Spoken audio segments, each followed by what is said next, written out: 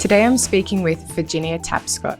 Virginia is a freelance journalist and a mother of four who lives in rural New South Wales. I came across her through her regular contributions to The Australian, where her critiques of mainstream feminism and her writing on motherhood piqued my interest. In particular, I was interested in how becoming a mother changed her opinion on feminism. In a recent column, she writes, "It was a great relief to realise I was, in fact, still a feminist of sorts, a care feminist." So Virginia, what is care feminism? So care feminism is a branch of feminism that really seeks to value and support the care work contribution, whether that be paid or unpaid, as opposed to a lot of the dominant feminist rhetoric really just aims to enable people to avoid doing the care work because there are still oppressive factors that come for people who engage in a lot of that unpaid and paid care work. And there's a lot to be said for, facilitating women to do less of that unpaid and paid care work. But to a point, that element of that contribution will always be necessary, and it may always fall heavily on women due to pregnancy, childbirth, and breastfeeding. So I feel like we're at the stage now in women's liberation where we really need a good dose of care feminism to come into the conversation to say, look, we need this contribution. It's so valuable and we need to support it instead of just facilitating people to avoid that work. Did you come up with the word care feminism yourself, or did you? No, a friend actually sent me an article when I first started writing these things about motherhood. So, I feel like I was pretty across feminism prior to becoming a mother.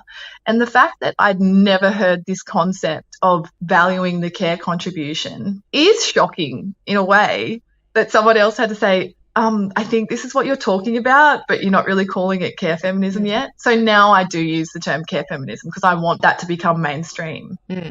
So you say that it was a relief to realise that you were still a feminist. I experienced the same relief. How would you describe your understanding of feminism before you came across care feminism? Well, I have a really good analogy of how I was relieved was because we're so immersed in this career feminism, girl boss, which has its great points. That is really empowering in some ways, growing up. And I just remember the before and after of Destiny's Child, Independent Woman, all the honeys making money. And so pre-kids, I'd be like, yeah, I'm the honey making money. Go me. But then once I became a mum and I realised that I really wanted to do this, this care contribution and care for my kids and be with them a lot more than sort of what I guess was the cultural norm. And then all of a sudden, that song comes on the radio and I'm no longer the honey making money. And we sort of valorised and glorified being able to make your own income. But once you interrogate that idea in the framework of, well, actually care work is a really kick-ass, difficult, rewarding and super important contribution, it starts to really fall down. And I guess my relief was understanding that there was a great deal of value in what I was doing, even if I hadn't sort of seen it early on. So how did you come to realise the value of the work you were doing as a mother? Was it an internal thing or was it the external validation? Well, it was internal to begin with, I guess. If you mean instinctively you really feel like this is important. I really feel like I want to do this. And I actually ended up having to go into the academic and research literature. I was just thinking, why am I being influenced to not do this? Is there no scientific basis for the value of this connection that I have with my children? And is there no value in this? It's not so much quality time, because time can't always be quality, but it's quantity time and it's your omnipresence, I guess. And I wanted to know if there was value in that presence.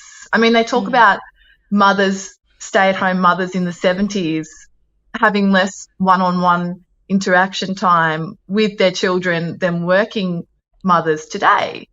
And I think, maybe that's right, but is there not value in the presence of that person that you go to when you're upset or when you need help, or knowing that they're there, even if you don't necessarily need them all the time or are in a face-to-face interaction with them?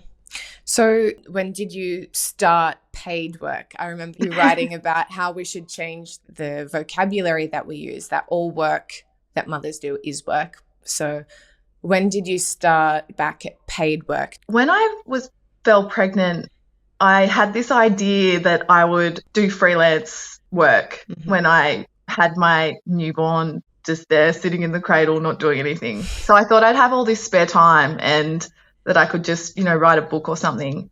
But, that freelance paid work, I think I got a few articles in while I was pregnant, but on that mat leave just after I'd finished up at my, full-time job. And I sort of started to really focus back on my trying to freelance when Oscar turned 1. And I remember thinking, well, 1, like, they're old enough, look at him. He's walking around. He's old enough to go to daycare. That's what all my peers did. That's what I felt was the normal thing to do. And, I overwhelmingly felt that I should be contributing, because you get that sense if you don't see your care contribution as a real contribution, then you feel like, well, I'm not doing enough. And this is, I think, why mothers can be in a caregiving role for years on end and feel like they haven't achieved or contributed. Yeah, I really feel like it's our value systems are kind of set up to make us feel this immense discomfort. But daycare just never sat well with me. I was confused. I guess I had a lot of internal, telling myself that he was fine, that this was fine, that it was working, and then we'd be sick all the time and your quality of life is affected that way. And then one time we were going out to lunch and trying to have a nice lunch out, and he's got gastro and just spews on the floor in the restaurant. You go home, and it was just these things kept happening where I was like, is this what everybody does? This seems like a really second-rate solution here. Is this what everyone is it like this for everyone anyway?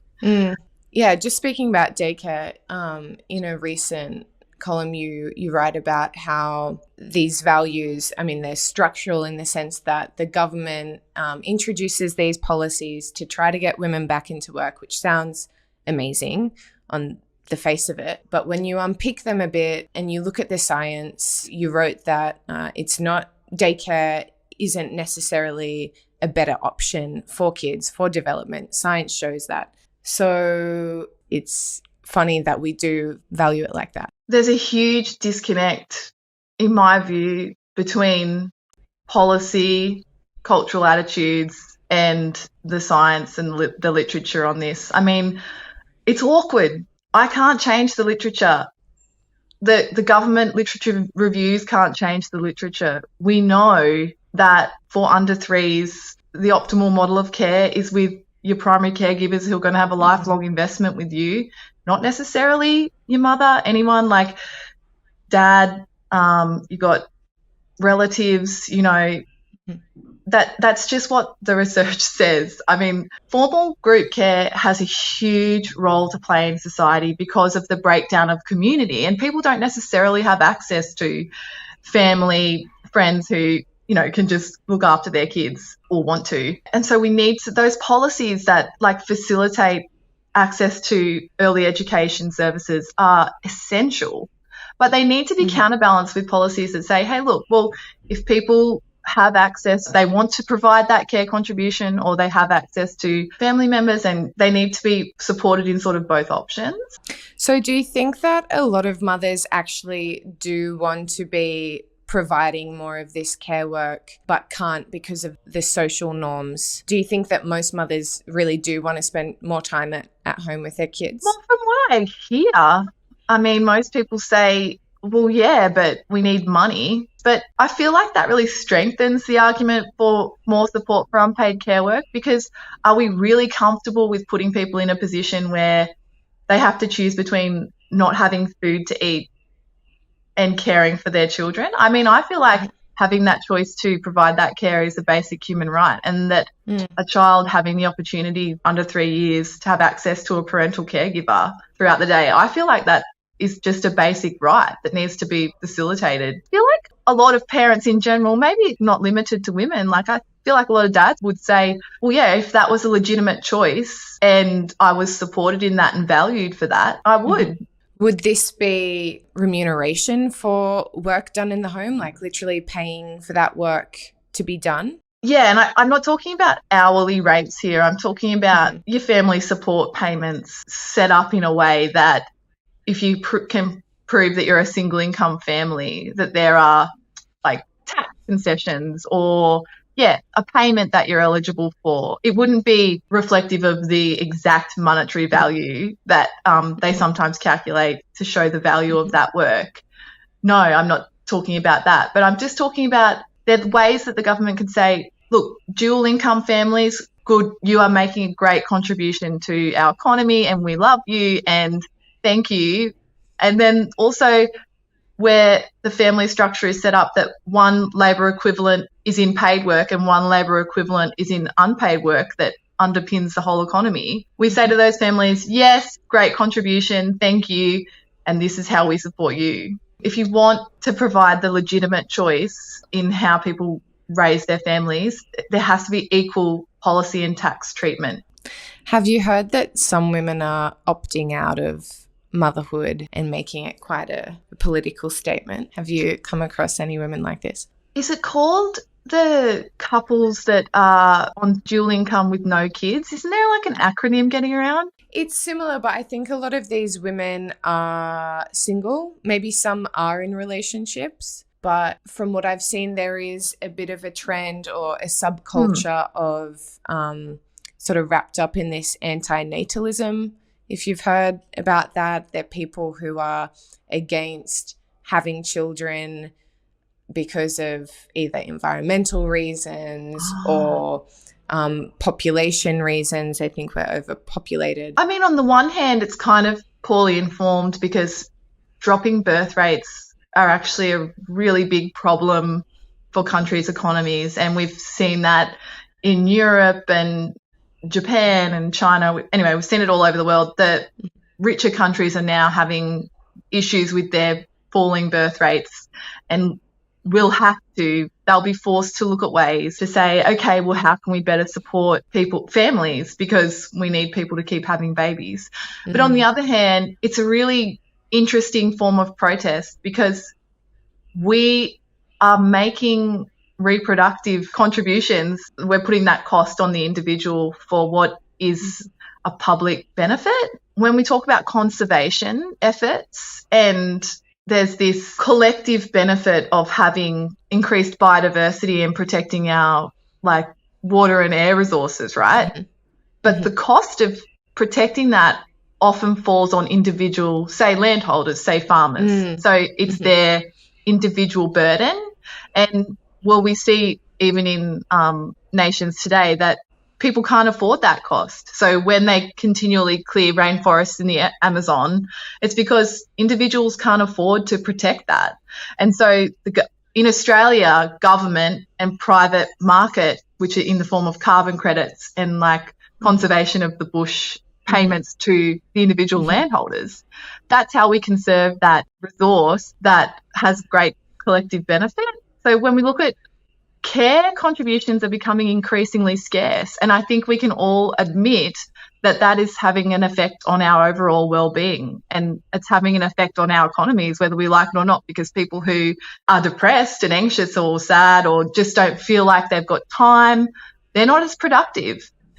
And so if we feel like we want to conserve an element of this care contribution that's unpaid, we need to have serious discussions about how we can facilitate that with private business and public policy to pay for that, because it is a collective benefit, and collectively we will have to pay for that contribution. This is a bit of a controversial question, I suppose. Do you think you can fully self-actualize without having children? Well, the self-actualization will be different. You still self-actualize, but it's probably not the self-actualization that would have happened without children. And I'm not sure that you can really say one is better than the other. Like, I think women should be free to choose to not have children because, you know, if you have kids to tick a box, but you don't want that personal resource drained by children. My self-actualization has come from realizing, like, I had to completely self-actualize to be able to help my children develop their sense of selves. Right. Which is getting really philosophical, spiritual stuff, but having children forced me to go places that I may never have gone because I had to sort stuff out to be there for them. On that topic, you know, we were supposed to record last week and we had some technical issues and we didn't end up recording, and actually it was a silver lining because I got to listen to the whole 8 episodes of your podcast, My Sister's Secrets, and it was an incredible podcast. I've already sent it to many of my friends. It really touched me, and it, for people who haven't listened, a lot of our listeners are in the US. Virginia's podcast documents the life of her late sister, Alex, and the abuse that she suffered on a number of occasions from 2 older male family members, and also the abuse that you suffered, Virginia. And it got me thinking, you know, you've got 4 kids. A lot of people who have gone through what you've gone through as a child would perhaps not want to bring a child into the world. It would skew their opinion of men. Yeah, I'm really interested in that, in how you came to reckon with these ideas. Well, growing up for me, I think Alex always had a complicated sort of, relationship with men generally. But I was, my abuse was less chronic, less severe.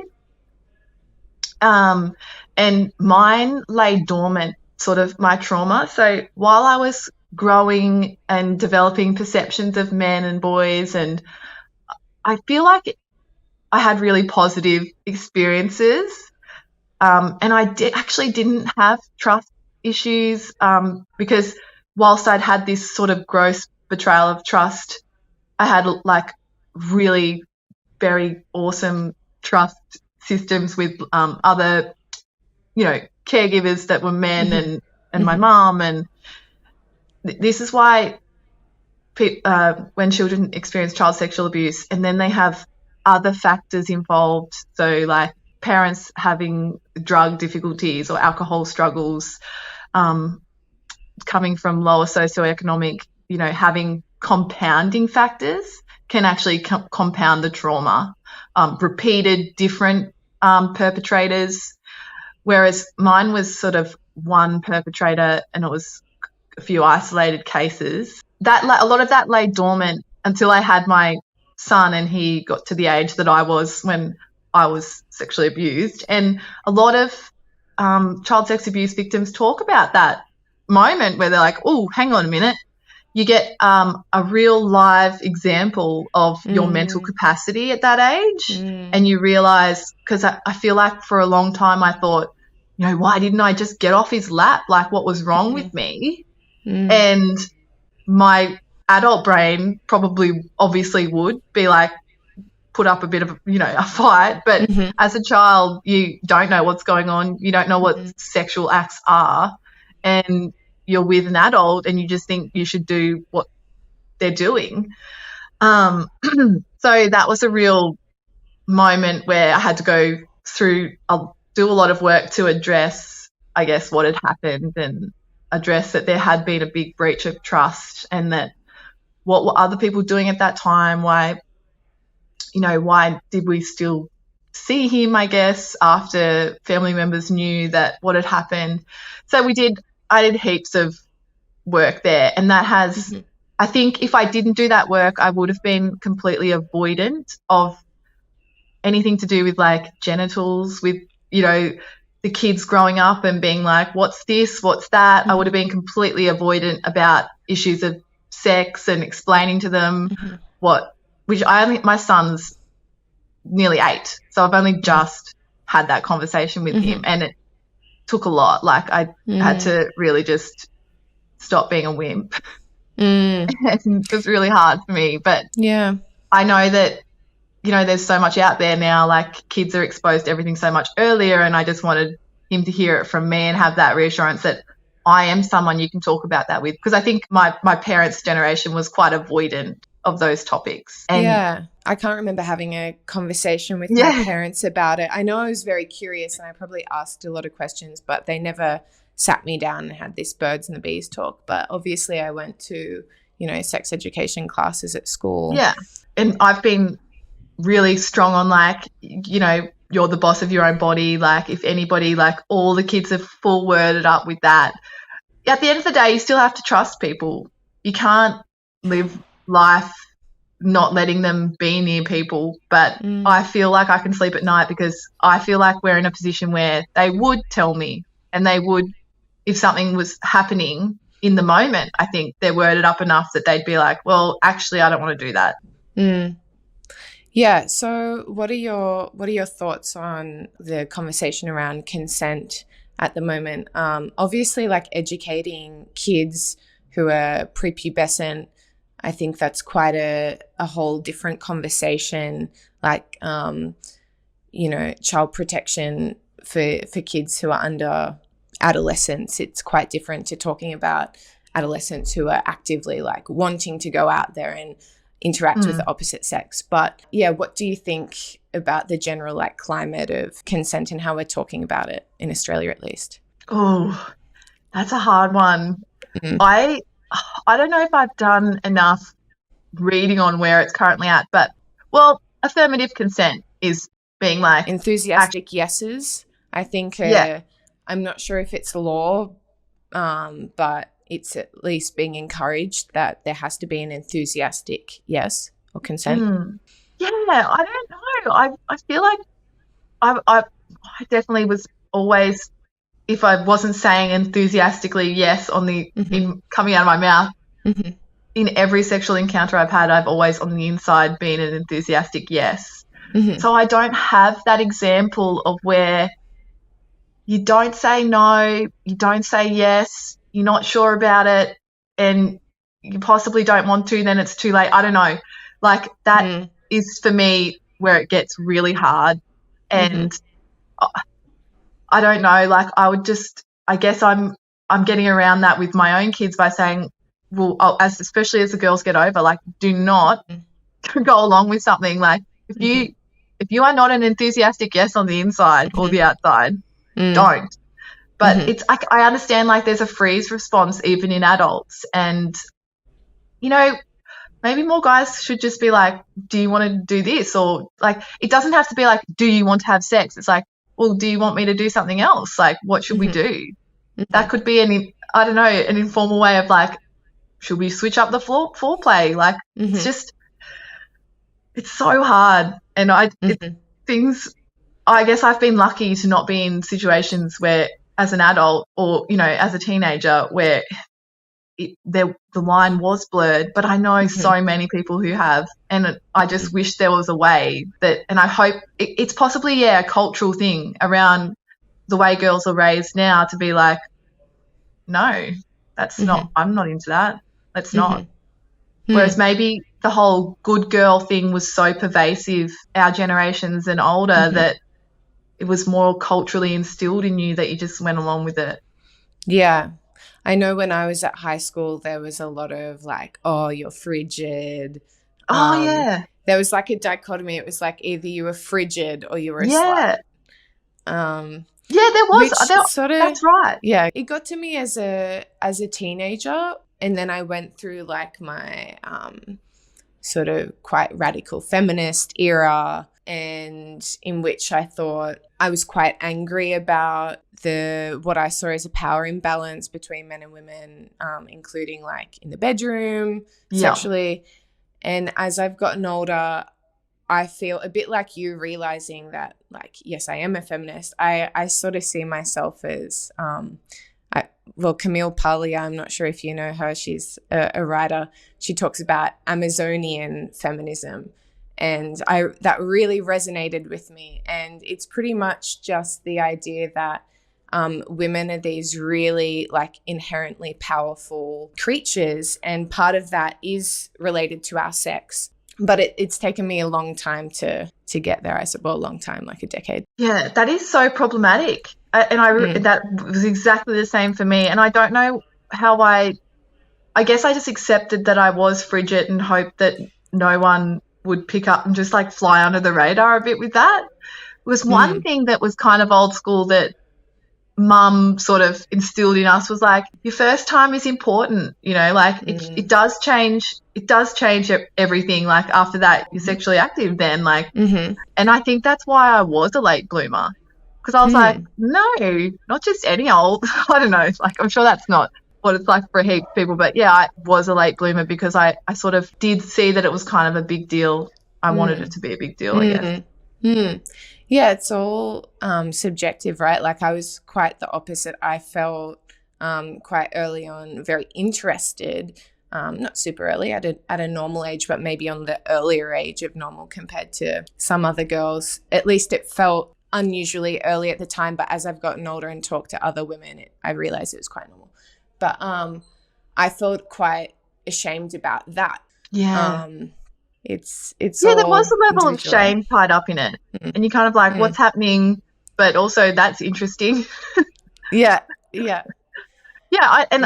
There's like the sex positive movement, which I love elements of.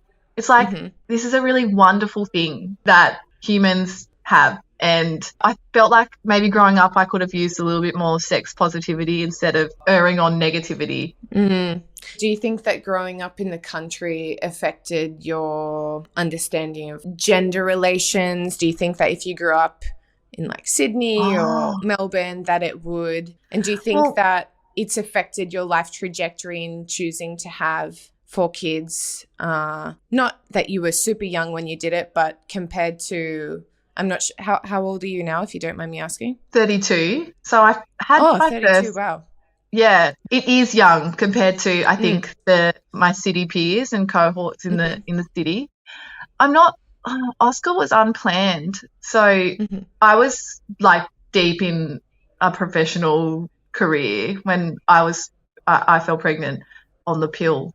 So in some ways it was kind of unplanned. Yeah, but I also had been thinking about children and babies, and I knew that I was in a long-term happy relationship, and it definitely felt like something that was on the cards for me. But with gender stereotypes, I was in an unusual sort of situation growing up when you're having these really formative experiences about gender relations and gender stereotypes, in that mum was widowed when she was pregnant with me. And so mum was she did things that were across sort of the mum and dad spectrum. So she really broke down a lot of that stereotype in some ways, which I'm sure a lot of single mums do. Like I notice it with myself, with my husband now. Like I'll ask him to do things that my mum would have always done herself. So it's a little bit like laziness probably on my part. But yeah, I guess so easy to slip back into, well, it's kind of easier for you to do it. Where I had this really strong example growing up of, well, women can just, you know, she backed horse trailers into, you know, car parks and hooked up trailers and I don't know, heaps of stuff, and drove tractors. Amazing. And I think in the country, even women's movement into the workforce has been extremely pronounced, and that was all I ever knew, was that all the mothers were in paid work. It wasn't really a question about it at my school. It was just they didn't really talk about becoming a mother or how that would work, or it was all just like women get tertiary, highly educated now, and get professions and careers. But most of the women you grew up with were they professionally educated, like had gone to uni, or what type of work were they doing? Well, most of my aunties, probably didn't go to university, but in the workplace, in varying varying levels. So how do you think you got into this idea of like the girl boss mentality? Was that at uni, do you think, or was it social media, or? Well, that's the dominant equality and feminism rhetoric. It's all across pop culture in all sorts of songs, as I mentioned, like, true. It's always about film, women doing it for themselves, and which, as I say, has great aspects to it, but doesn't necessarily translate to a positive value system around valuing care contributions. It's in government policy. It 100% is. Government policies have been a stream of nudge policies since equal pay. So right after equal pay was legislated, they abolished the breadwinner component of the minimum wage but like across the board. So that only benefited dual income families. From the get-go, the single income families were disadvantaged by this. And I don't know why people didn't see that. Like, sure, get rid of the breadwinner component for a dual income family. But whether or not the mother or the father is the breadwinner, there's still someone who's supporting a family and a person who's doing an unpaid care contribution. So, and ever since then, it's been a string of like policies that equate parenting with unemployment and treat it as like a problematic. And we've seen like the age of the single parenting payments was wound back under the Gillard government. Things like this that are like, well, it's better for you to be in paid work as opposed to this unpaid care contribution. It's kind of like, well, you're a bit of a drain while you're in this unpaid care role.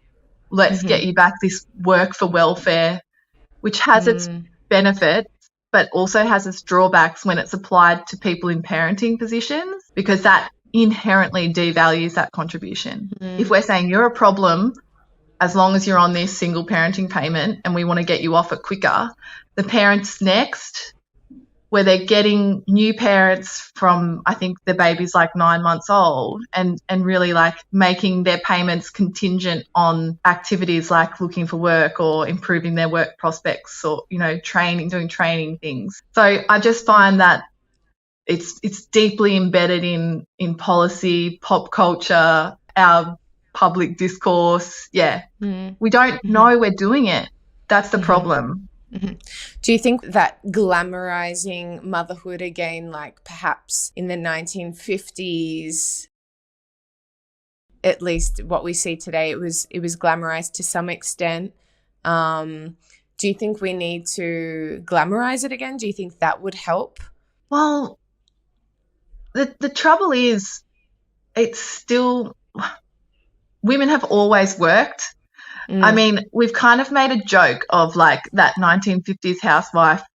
There were social sort of standards of like being dressed up when your husband got home and like putting lipstick on and making sure the children were well presented and stuff and things like that are completely irrelevant today, and we would never impose those sorts of standards on people in unpaid caregiving roles again. But I think those aspects were more on the periphery of a core of caregiving work that was still work and still valuable and still necessary. And when we sort of said, right, well, women can only be equal if they're present in the paid workplace, we kind of had to devalue all of that work that the people women mainly had been doing for generations, and say, well, that all of that time, that wasn't really necessary. And so we've had to tell ourselves that narrative. So it's become tied up in the narrative that the bulk of care work is not valuable and not necessary. It's not glamorizing it again. It's just, it's recognizing that and being honest that it's valuable. It's not a joke. And I'm guilty of making that joke in high school. Like my friends and I used to sort of say, oh, well, if we fail these exams, we'll just become housewives. And that is how deeply ingrained that kind of making fun of that contribution is really disrespectful but also completely wrong, because that's a valuable contribution. But it's a resurgence. It has to start from the mothers saying, this is valuable. My time is valuable. It doesn't matter if it's in the paid workplace. It doesn't matter if it's like raising my children. It's assigning value to our time and our bodies. And unless we start doing that, I don't think it's going to happen. Last question. I assume you haven't seen it because you're busy and you don't spend as much time on Twitter and social media as I do. But there has been a resurgence of this term. It's called tradwife. Have you heard of it? Yeah. Of like young people, usually like Zoomers, who are choosing not go into paid work, but be stay-at-home mums. A lot of the time it's all about the aesthetic though. It's about being on TikTok and putting curlers in your hair and like wearing a pin-up style dress. And yeah, I was wondering if you had any experience seeing that content online. I have. I've seen it. I've talked about it with a few colleagues. It's, I understand where it's coming from. It's countercultural. It's rejecting your values tied up in your work and capitalism. I think it's kind of a rejection of that. But I feel like it's unhelpful, because what I recognise is we still need career feminism. We still need women in positions of power and influence. We still need women in the public domain, which is where the equalisation of unpaid caregiving comes in for young children. We've only dealt with one side of the equation, which is trying to equalise the paid workforce participation. But that doesn't work unless you equalise the other side of the equation. And that's really been lost. So I don't know if the tradwife, I mean, I've heard people say it's like romanticising oppression. And, I think there's an element of truth to that. Like, we can't all just go back to women exclusively in the unpaid care work roles. Yeah, like I'm more on we need a bit of both. While women are choosing to make that unpaid care contribution, that if they deem it is necessary and worthy, then they need to be supported in that. And it gets complicated with then like workplace legislation and protecting, their attachment to the labour force during that time. So I'm all about sort of like in the middle of like, you've got to, I love career feminism, but I want people to have genuine choice. And I think we need to bring the care feminism in a bit more. But yeah, I don't relate to the tradwife things. I kind of have tried to like separate myself a little from that. Okay. But, I think that while they're doing their tradwife stuff, I still think that it's a valuable contribution. Yeah. Okay, well, thank you so much for speaking with me today. I'm glad we could finally do it and we had a good internet connection. Thank you. Thanks so much for coming on Quillette, etc. Thanks, Zoe.